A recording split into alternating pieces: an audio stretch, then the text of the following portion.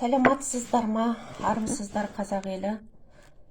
Сіздермен өзімнің жаңағы мошенникке түсіп қалғаным туралы айтқым келіп отыр. Абай болыңыздар деп бастаймын. Себебі мен 3 март күні ұлы кісіден алтын сатамын деп қойып, алтыныңды аламын деп бір кісі жазып, сол соңында мошенник болып шықты. Ол былай болды. Түнгі сағат 10-дарда маған WhatsApp-ма SMS келді. Мен орыс тілінде жазылған. Мен Оралск қаласынан боламын. Сіздің алтыныңыз ұнады, мен сатып алғым келеді деген. Мен өзіме ақша керек болып алтынымды шығарғам, қуанып кеткендіктен жаңағы кісімен сөйтіп, даже телефонда да сөйлеспей, WhatsApp-та сөйлесіп, екеуміз 100 мыңға келістік алтында. Содан ол айтты, төлем қалай болады дегенімде ол маған айтты, мен сізге счетыңызға на любой банкке жіберем деді. Содан маған бір ссылка келді, ақшаңызды алыңыз деген. Там онда жазылып тұрды, хейр кодтың несі тұрды жаңағы белгісі.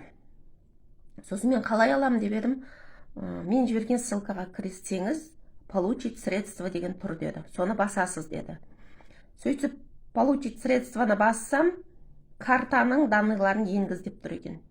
Содан ойымда ештеңе жоқ, ештеңе ойламастан картаның номерлерін жазып, срок действиясын жазып, даже арқасындағы шип болады ғой, 3 цифр тұр, 3 сан, соны жазып қойдым. Сөйтсем, маған бір поле шықты, поледе жазылған, сіздің номеріңізге SMS подтверждение келеді, соны мына жерге жазасыз да, подтверждать етесіз деді. Сосын мен ол номерді күтіп отырым, маған ол SMS келмеді, содан ол кісіге ол жерден қайтадан шықтым да, WhatsApp-қа жаздым. Маған SMS келмей жатыр ғой, подтверждениеге дебем, сізде картада интернет доступ закрыть шығар. Соны ашсыңыз, сіз ашқаннан кейін сізге түсет деді. Содан ойымда ештеңе жоқ, Каспий кезетке кірдім да, интернет доступты аштым. Солай интернет доступты ашқаным сол еді, менің счетымдағы ақша 760 рубль сізден шешіліп алынды денді, деп маған SMS келді. Содан не керек? Сол кезде түсіндім мен алданғанымды. Сөйтіп ол кісіге жазсам, ешқандай шімірікпестен, мен саған не істедім деді. Сіз қандай ақшаны айтып отырсыз деді. Сой не керек, күйеуімді айтып жатыр, қасымда күйеуім отырып, екеуміз алданып қалдық. Сол не керек, содан келесі күні ровд-ға бардым. Банкке барып, Каспий служба спасения деген бөлімі болады екен, соларға барып заявление жаздық, болған жағдайдың бәрін айтып. Ол кісілер енді күтіңіздер деді, 15 жұмыс күні ішінде сіздерге жауабы келеді деді. Жақсы деймін да, мен айтам. Аллаға шүкір, менің картамда 4600 ғана ақша болды.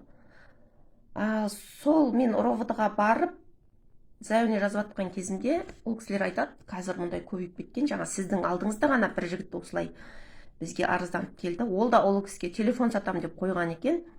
Одан 26 мың ақша шешіп алыпты. Со білмеймін менде не болатын. Сіздерге менің бұны жіберіп отқан себебім, абай болыңыздар, мұқият болыңыздар.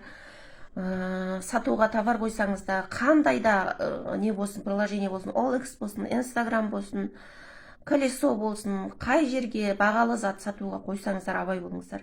Сізге жазған кезде номерін анықтап сұрап алып, қай қалада тұрады, аты жөні кім, телефонда сөйлесіңіздер. Сөйтіп барып келісім беріңіздер, сатам десеңіздер. Мен сияқты түсіп қалмаңыздар. Ол кісілер мені, кісілер деймін, ау кісілер деуге тілің бармайды. Ол айуандар мені 4 мыңға түсірді. Кім білсін, 400 мыңға, 4 миллионға түсіріп жүргендері бар шығар. Сол үшін қазақ елі айналайындар. Абай болыңыздар, тек қана сақтықта қорлық жоқ, өздеріңізді сақтаңыздар. Сіздерден өтініш барынша мені осы видеомда тарқатыңыздаршы. Неше бір адамдар, неше бір отбасылар осы үшін ұрыс болып жатқан шығар. Бір-бірімізге әйтеуір көмек қолымызды созайық деп, қолымнан келген көмегім осы сіздерге. Тарқатыңыздаршы өтініш осыны барлық сайттарға.